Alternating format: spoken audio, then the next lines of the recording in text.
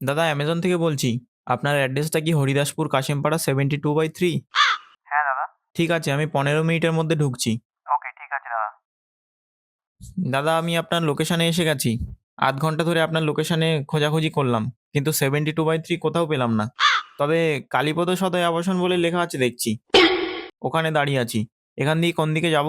আরে দাদা, ওটাই তো আমার বাড়ি। তো আমি যখন আপনাকে ফোন করলাম প্রথমবার, তো আপনি তখন বললেন না কেন 1 ঘন্টা ধরে খুঁজে যাচ্ছি? সরি দাদা, আমার মনে ছিল না।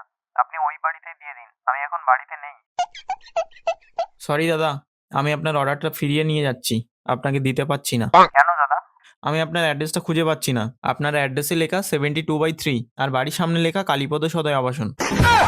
আমি 1 ঘন্টা নষ্ট করে ফেলেছি আপনার জন্য। ঠিকানা দিয়েছেন একরকম আর আপনার বাড়ির সামনে লেখা একরকম, তাও আপনি সেটা বলছেন না, তাই আমি রিটার্ন নিয়ে গেলাম। প্লিজ দাদা, ফিরিয়ে নিয়ে যাবেন না।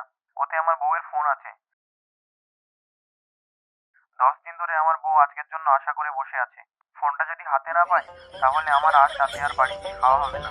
খাওয়া তো দূরের কথা, খাওয়া ছাড়ো, আমার ঘরে ঢোকাই হবে না। সে আপনি বুঝুন গিয়ে। দাদা, আপনার দুটি পায়ে পড়ছি, আজকে ফোন না পেলে আমার বউ আমাকে ঘরে ঢুকতেই দেবে না। আপনি প্লিজ অর্ডারটা রিটার্ন করবেন না। আপনি আপনার অ্যাড্রেসটা ঠিকঠাক কেন প্রোভাইড করেননি? ঘরের সামনে লেখা একরকম আর আপনি দিয়েছেন আরেক রকম। সরি দাদা, ভুল হয়ে গেছে, আর কোনোদিন হবে না। আমি অ্যাড্রেসটা ঠিক করে দেবো, আপনি প্লিজ অর্ডারটা দিয়ে দিন। ঠিক আছে, এবারটা দিয়ে দিলাম। কিন্তু আপনাকেও বুঝতে হবে না, আমাদের জন্যও একটা নির্দিষ্ট টাইম থাকে। আমাদেরকে সেই টাইমের মধ্যেই ডেলিভারি করতে হয়। প্লিজ নেক্সট বার আপনার অ্যাড্রেসটা আপডেট করে দেবেন।